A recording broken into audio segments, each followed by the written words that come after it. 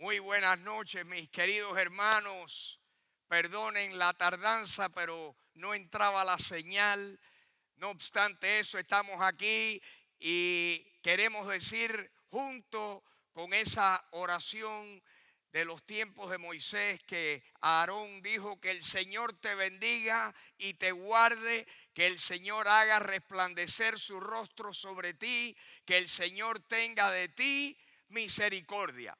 Esta bendición la recibimos. Espero que la recibas en esta noche. Gracias por estar en sintonía con este estudio del libro de Filipenses esta noche. Hay muy poquitos de nosotros aquí, pero si Dios quiere pronto vamos a ver más. Pero queremos en esta noche entrar y pedirle al Señor que nos ilumine, que nos guíe, que nos enseñe su palabra. Así que por favor acompáñenme en oración. Padre Celestial, gracias te damos, Señor, que estamos aquí. Gracias por todos los que están en sintonía. Bendícelos, Señor. Esta noche te pedimos que abras nuestro entendimiento para poder comprender las maravillas de tu palabra. Señor, este tremendo libro de Filipenses, danos sabiduría de la tuya para entenderlo, para creerlo y para aplicarlo a nuestras vidas. Y te damos gracias por estos minutos que estamos aquí juntos por medio de esta transmisión. Bendice estos minutos, te lo pedimos en el nombre de Jesús. Amén. Amén. Bueno, vamos a estudiar el libro de Filipenses. Ese libro, uno de los libros que escribió el apóstol Pablo, fue escrito, como ya hemos dicho anteriormente, desde una cárcel romana. Pablo, prisionero por el Señor, es una de las epístolas de la prisión. Interesante que en el capítulo 1, versículo 1, dice que fueron Pablo y Timoteo los autores, los escritores de este libro. Así que Timoteo estaba jugando un papel muy importante en la iglesia de la ciudad de Filipos. Pero yo quería comenzar esta noche y quería que ustedes vieran en la pantalla, que ustedes vieran un mapa del Nuevo Testamento, el mundo del Nuevo Testamento. El mundo del Nuevo Testamento, el mundo del mar Mediterráneo, el mundo ese donde se desarrolló todo el drama, toda la historia del Nuevo Testamento. Creo que no está entrando el mapa. Está puesto el mapa. A ver dónde lo tenemos, que no lo veo ahí. Quiero explicar varias cosas de este mapa del mar Mediterráneo. El mar Mediterráneo, todo el Nuevo Testamento, pues se efectúa, ¿verdad? Alrededor del mar Mediterráneo. Como ustedes pueden ver, el mar Mediterráneo era el océano más transitado, más navegado del mundo del primer siglo. Era el mar por donde los romanos, el imperio romano navegaba, comerciaba. Como ustedes ven en la parte de abajo del mapa, Egipto, ahí había tremendo puerto de mar donde todo el comercio de África pues subía por medio de ese gran puerto de Alejandría. Luego Herodes construyó allí donde dice la tierra prometida. Ustedes ven un poquito más arriba, dice Cesarea. Ese fue el puerto que construyó Herodes y le puso, para congraciarse, le puso Cesarea. Y allí, pues ahora con el Medio Oriente, el Imperio Romano, las naves que navegaban desde Italia, desde Roma, navegaban desde Italia, como ustedes ven, a Italia, a la mano izquierda extrema, al occidente. Por supuesto, ahí todavía falta un pedazo del mar Mediterráneo que tendríamos que llegar hasta España. Y el Imperio Romano pues conquistó España también y conquistó Gran Bretaña. Pero ahí ustedes pueden ver Grecia. El mundo griego era el mundo más popular, la cultura que predominaba en el primer siglo de la era cristiana era la cultura griega. Y ahí el apóstol Pablo fue e instituyó iglesias ahí en la ciudad de Corinto, que ustedes ven un poquitico al sur y al occidente de Atenas, ven a la ciudad de Corinto, ven también al oriente, a Asia Menor, a la ciudad de Éfeso.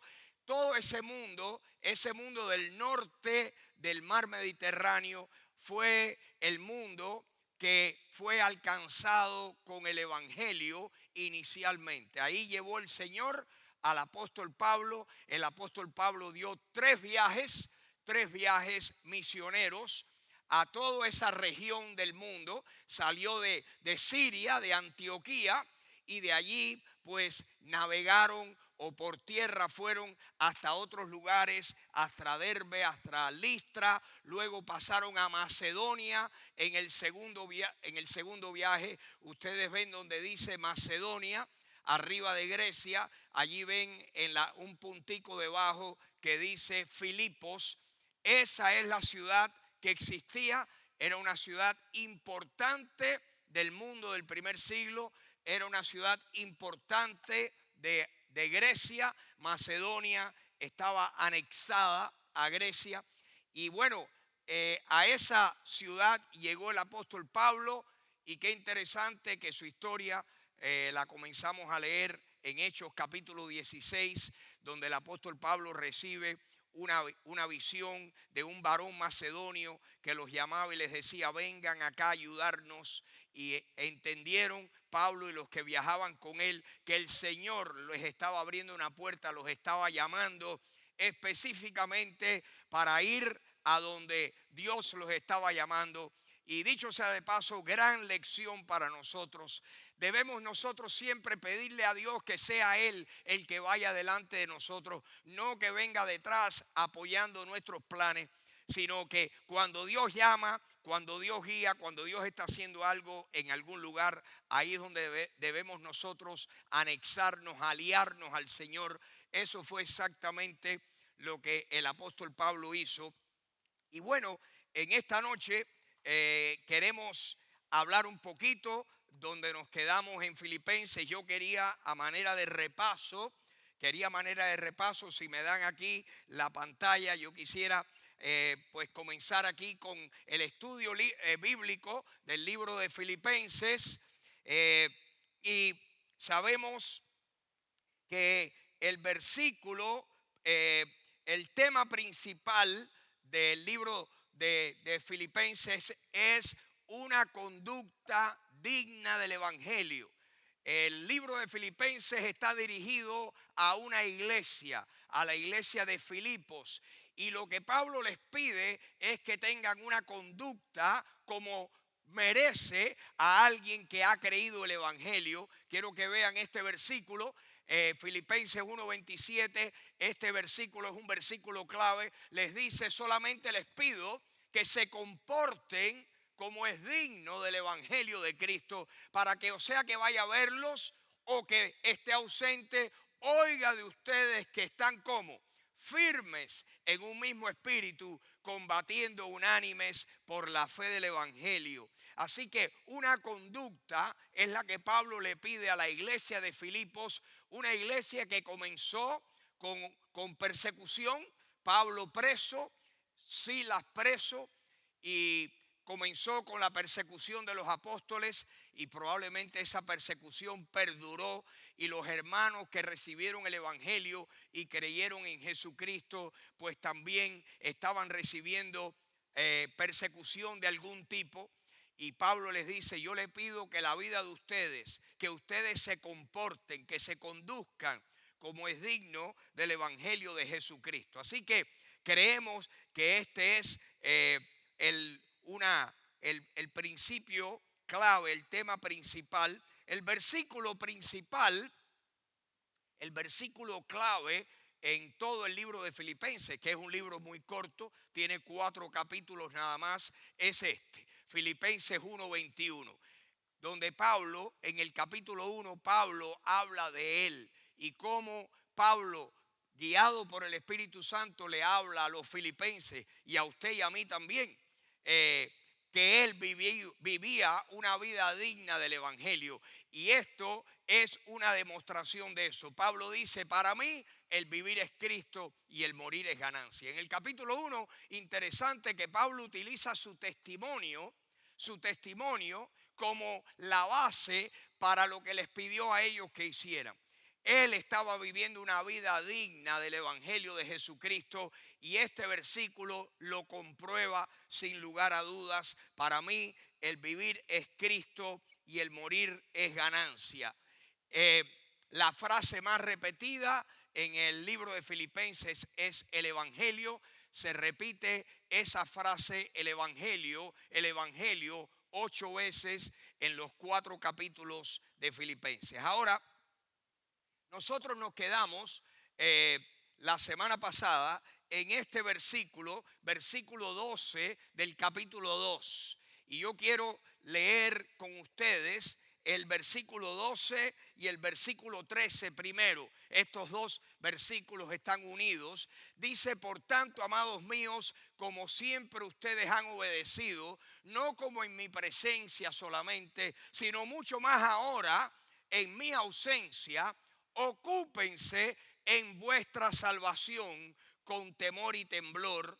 Ocúpense en vuestra salvación con temor y temblor, porque Dios es el que en ustedes produce así el querer como el hacer por su buena voluntad. Por su buena voluntad. Ahora, este versículo se ha utilizado muchas veces, mal entendido, porque aquí parece, hay personas que piensan, tú ves, uno tiene que estar ocupándose para ganarse la salvación. Y lo cierto, mis queridos hermanos, es que ahí no dice eso. Ahí lo que dice es que nosotros tenemos que ocuparnos, que en la salvación que tenemos que ocuparnos en, ¿verdad? En vivir esa vida que es característica de aquellos de nosotros que hemos encontrado la salvación.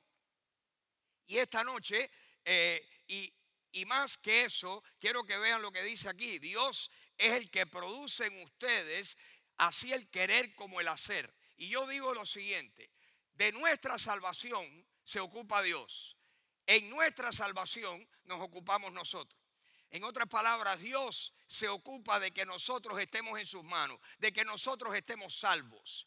Y ahora, ¿qué hacemos? Ya que lo estamos, pues nosotros nos ocupamos, ¿verdad?, en vivir esa vida digna de nuestra salvación. Yo quisiera esta noche compartir con ustedes un pasaje que apoya este pensamiento y se encuentra en Efesios capítulo 2, versículos 8, 9 y 10. La salvación no es por obras. La salvación no es por obras. Quiero que lo vean aquí claramente. Dice que porque por gracia somos salvos. Gracia, el favor inmerecido de Dios, somos salvos por medio de la fe. Nuestra fe puesta en Jesucristo. Dice a continuación, y esta salvación no es de ustedes. No, es un don, es un regalo de Dios. ¿Y qué dice el versículo 9? La salvación no es por obras, para que nadie se gloríe. Así que somos salvos por gracia, por medio de la fe. Esta salvación no es una obra nuestra, es un don, un regalo de Dios, y nadie se la gana por obras. Es por fe que obtenemos y recibimos nuestra salvación. Ahora ya yo soy salvo, tú eres salvo. Somos salvos, somos creyentes, hemos nacido de nuevo, somos hijos de Dios. Ahora, ¿qué nos falta a nosotros? ¿Qué espera Dios de ti y de mí? Miren lo que dice el versículo 10. Dice, porque nosotros, los creyentes, los que estamos salvados, somos hechura suya. La hechura es de Dios. Dios es el que nos ha hecho una nueva creación en Cristo. De manera, dice 2 de Corintios 5, 17, de manera que si alguno está en Cristo, nueva creación es. Nueva creación es. Somos hechura del Señor, creados en Cristo, para buenas obras, las cuales Dios preparó de antemano para que anduviésemos en ellas. En otras palabras, las personas cuando vienen a Jesucristo somos salvos por gracia, por medio de la fe, no por obras. Y ahora que somos salvos, dice que el Señor, que nosotros hemos sido creados en Cristo para buenas obras. Somos salvos no por obras, pero Dios tiene preparado para nosotros buenas obras para que nos ocupemos en ellas, para que nos ocupemos, para que anduviésemos en ella. Eso es lo que significa, volviendo atrás, eso es lo que significa este versículo. Ocúpense en vuestra salvación con temor y temblor. Hacer todo lo que el Señor quiere. ¿Por qué? Y nótese, Dios es el que está obrando en nosotros. Dios, tú y yo no podemos servir al Señor. Tú y yo no podemos hacer nada a no ser todo lo bueno, todo lo espiritual, todo lo que tenga recompensa eterna. Tú y yo lo podemos hacer única y exclusivamente porque lo que dice aquí, Dios es Dios quien produce en ti y en mí el querer, así también como el hacer. Y esta es una buena oportunidad para decirle que todos nosotros debemos decirle al Señor muchas veces, todos los días, varias veces al día: Señor, dame deseo de servirte. Señor, cambia mi corazón, lléname con tu espíritu, llévate los deseos que me alejan de ti. Dime tu palabra y ayúdame a oírla y lléname del deseo de seguirte a ti. Dios es el que produce en nosotros el querer, así también como el hacer. No somos tú y yo los que producimos las buenas obras, es Cristo obrando en nuestras vidas. Así que Filipenses 12 y 13, capítulo 2, versículos 12 y 13, creo que deben quedar bastante aclarados con eso, ¿verdad? Apoyados por Efesios capítulo 2, versículos 8 y 9 y muchos otros versículos. Ahora vamos a saltar ahora a otro tema. Versículo 14 en adelante y hasta el versículo 18. Miren lo que dice. Esta es una vida. ¿Cómo vive una persona? ¿Cómo vive un cristiano que ha encontrado al Señor? ¿Cómo luce una vida digna del Evangelio? Una vida digna del Evangelio. Miren lo que dice. Háganlo todo sin murmuraciones ni contiendas. En otras palabras, sin queja, sin maldecir. Háganlo todo sin murmuraciones ni contienda. El cristiano no debe ser murmurador. El murmurador es el que critica, el que difama, el que está siempre descontento. Y dice aquí el apóstol Pablo, la vida de ustedes filipenses, ¿cómo debe ser? Ahora entra en otro tema. Háganlo todo sin murmuraciones ni contiendas. ¿Cuántas contiendas tenemos los cristianos? ¿Cuánto necesitamos pedirle al Señor? Señor, dame ese corazón apacible, ese corazón benigno, no un corazón de pelea, sin contienda. Háganlo todo sin murmuraciones y contiendas, le dice Pablo a los filipenses. ¿Para qué? Le dice Pablo a los filipenses, para que ustedes sean como irreprensibles y sencillos. Irreprensibles y sencillos, hijos de Dios sin mancha, en medio de una generación maligna y perversa. ¿Cómo está el mundo que nos rodea? El mundo que nos rodea es una generación maligna y perversa. Pero nosotros los cristianos debemos ser diferentes. Debemos ser sencillos y sin mancha. ¿Por qué? Porque aunque estemos viviendo en un mundo que esté muy caído, que esté muy roto, nosotros debemos reflejar la realidad, la verdad que tenemos a Jesucristo viviendo dentro de nosotros. Dice que si lo hacemos todo sin murmuraciones ni contienda, vamos a brillar como hijos de Dios sin mancha. Hijos de Dios que están en un mundo caído, en medio de una generación maligna y perversa, en medio de la cual ustedes, le dice Pablo a los filipenses, ustedes resplandecen, somos la luz del mundo. Los filipenses eran la luz de aquel mundo oscuro del primer siglo. En medio de esa generación ustedes resplandecen, ustedes brillan como si fueran luminares en el mundo, como si fueran faroles, como si fueran luces. Como estas luces que me están alumbrando a mí, como esas luces que hay en tu casa, que alumbran e iluminan tu hogar. Nosotros los cristianos somos las luces, las lámparas de este mundo. Dice el versículo 16 que nosotros debemos de vivir agarrados, asidos, abrazados como se abrazaría uno a algo, a un tronco flotante si estuviera en el océano y el océano quisiera ahogarlo a uno y nos encontramos un tronco, algo que flota. ¿Qué haríamos? Nos agarraríamos. ¿Y qué es lo que nos hace a nosotros flotar en este mundo que quiere que nos hundamos? ¿Asidos de qué? Agarrados de la palabra de vida. ¿Para qué? Para que en el día de Cristo yo pueda gloriarme. Pablo estaba esperando el día de Cristo. ¿Saben cuál es el día de Cristo? Es el día que el Señor recompense a los cristianos. Es el día cuando el Señor reparta sus recompensas. Eso se le llama en el Nuevo Testamento el día de Cristo.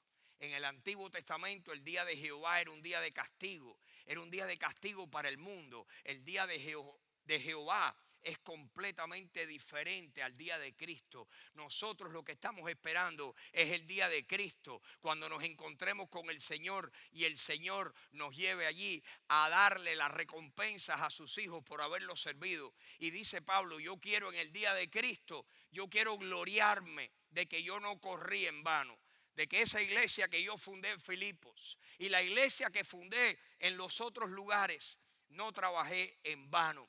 Otros lugares, ¿dónde fundó? Si me pueden dar el mapa allá arriba, si me pueden poner el mapa un momentico, quiero que vean, ¿verdad? ¿Dónde fundó Pablo iglesias?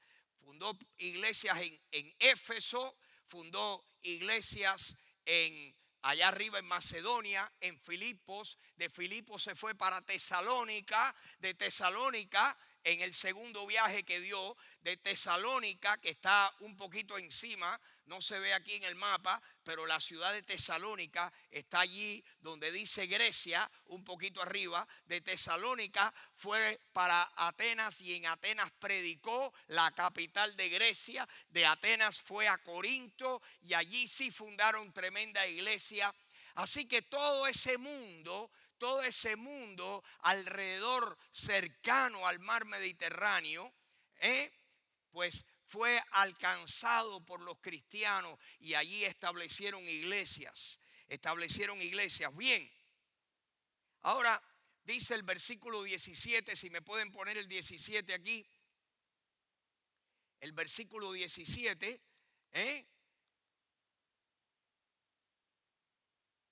versículo 17, dice Pablo que él, aunque sea derramado en libación sobre el sacrificio y servicio de la fe de los filipenses, dice, aunque yo muera, aunque mi vida sea un sacrificio para la fe de ustedes, yo me gozo y me regocijo con todos ustedes.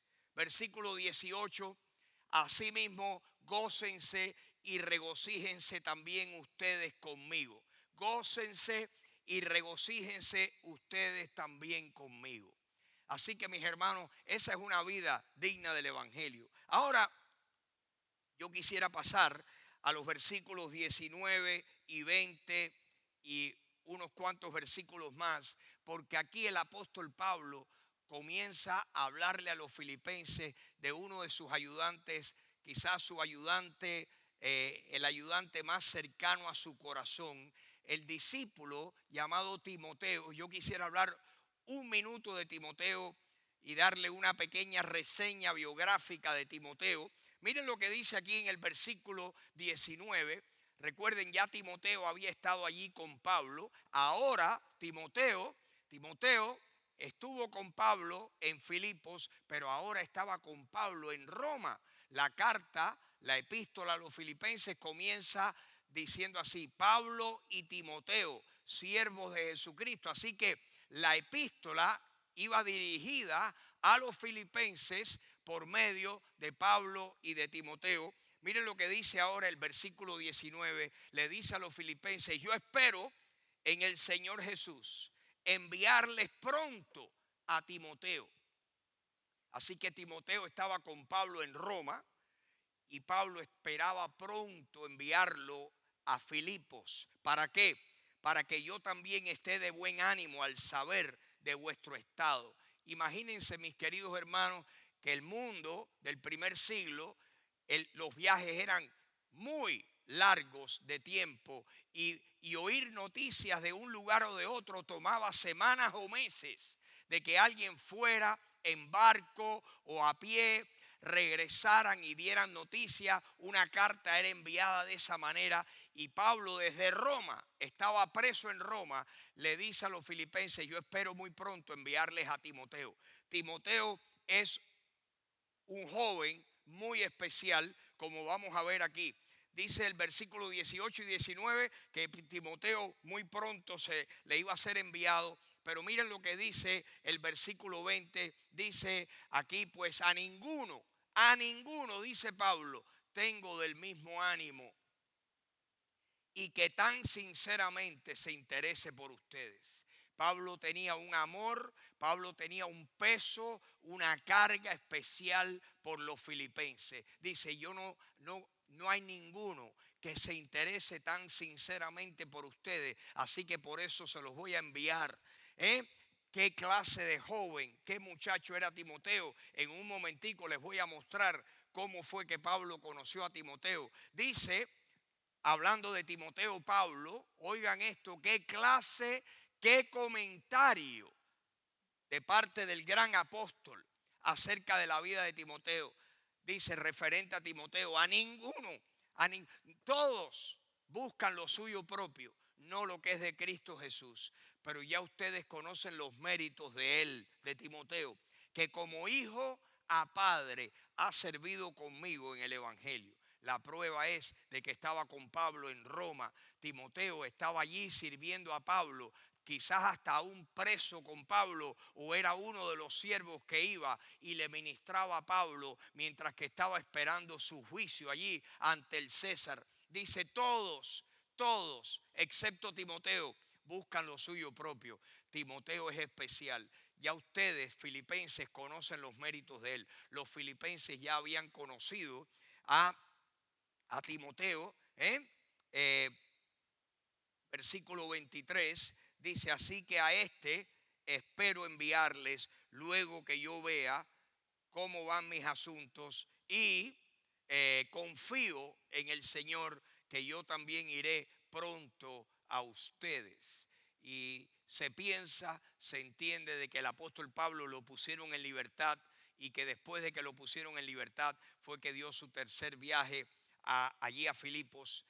Pero estaba hablando aquí acerca de Filipenses, pero yo quiero que ustedes vean las condiciones de Filipenses. Quiero mostrarles algo acerca cómo es que Pablo conoce a Timoteo. Dice que Pablo en su primer viaje, al comienzo de su segundo viaje, dice que llega a la ciudad de Derbe y a la ciudad de Listra. Hechos capítulo 16, versículo 1. Y he aquí, había allí cierto discípulo llamado Timoteo, hijo de una mujer judía creyente, pero de padre griego. Así que Timoteo era hijo de una hermana, pero que era judía, pero su padre era griego.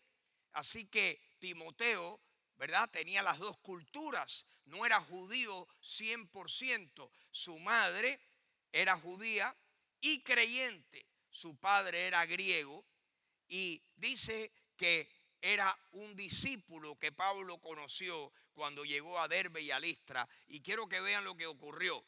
Dice que los hermanos allí daban buen testimonio de él. Los que estaban en Listra y en Iconio, ya Timoteo era conocido por un joven con un corazón para Dios, un joven con una posición vertical acerca de Jesucristo, dispuesto a vivir para Jesucristo. Y aquí vemos que Pablo, que está tratando de enseñarnos lo que es una vida digna del evangelio. Yo quiero que ustedes vean, les voy a dar una pequeña ventanita a la vida de Timoteo con el próximo versículo. Miren lo que ocurre en el versículo 3.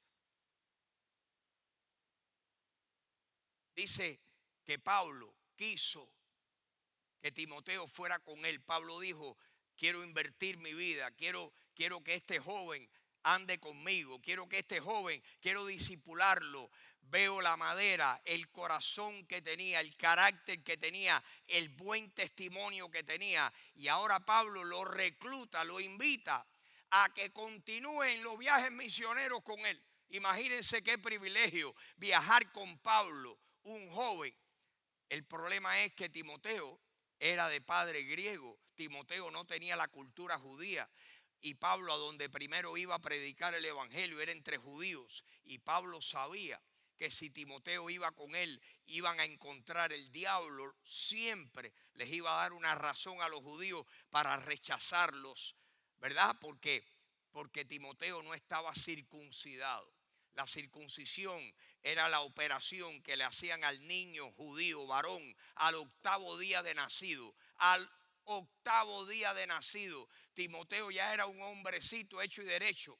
Circuncidar a un hombre ya con una edad madura, aunque fuera un hombre joven, sin anestesia, sin antibióticos, era tremenda cirugía, dolorosa, pues la recuperación era larguísima. Usted se entregaría para que lo circuncidaran si no fuera necesario para la salvación. Habría que pensarlo. Miren qué corazón, qué carácter el de Timoteo, qué sujeción, qué entrega. Dice que Pablo quiso que fuera con él y tomándole, ¿qué hizo Pablo? Como buen fariseo que era. Pablo le dijo, Timoteo, hace falta que te circuncides para que no nos rechacen, para que nuestro mensaje, para que el diablo no le ponga impedimento a que los judíos que oigan el mensaje vayan a rechazarnos al saber de que tú no te has judaizado. Pablo quiso circuncidarlo y efectivamente Timoteo accedió y dijo, ¿cómo no? Dice, por causa de los judíos que había en aquellos lugares, porque todos sabían que su padre era griego.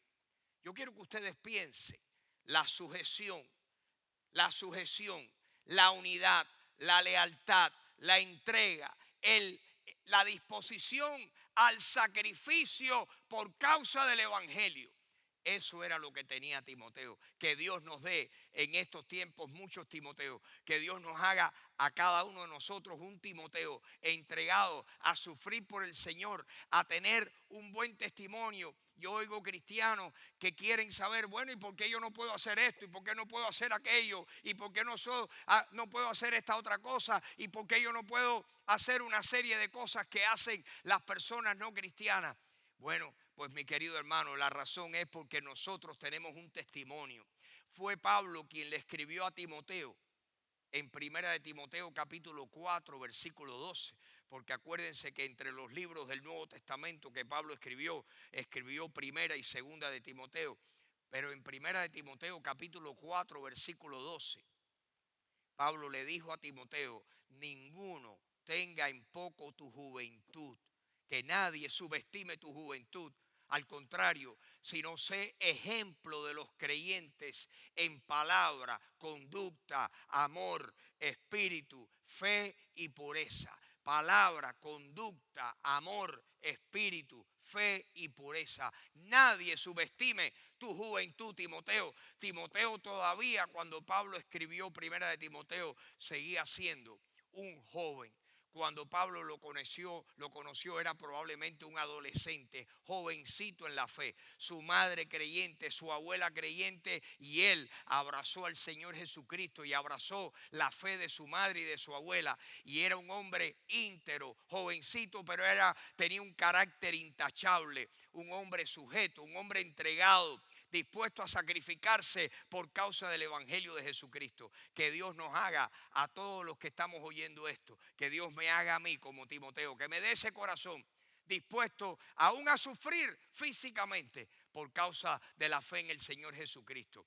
Y con esto, mis queridos hermanos, queremos terminar el estudio en esta noche, desearles que Dios les bendiga. No se olviden sintonizar el domingo a las 9:45, la primera reunión en español, a las 11:30 la segunda en español, a las 11:30 también la reunión de la Roca en inglés. de Rock Miami Church. Por favor, sintonicen y si Dios quiere, en cuanto nos den unas señales más, las autoridades, pues pronto vamos a estar reunidos, ¿verdad? Un gran grupo de nosotros, así que de nuevo que el Señor les bendiga, bendigan al Señor en todo tiempo, que su alabanza esté de continuo en sus bocas. Vamos a orar. Padre Celestial, esta noche gracias por tu palabra. Señor, gracias por Filipenses. Ayúdanos a nosotros, motívanos, que tu espíritu produzca en nosotros el querer, así también como el hacer. Señor, que para nosotros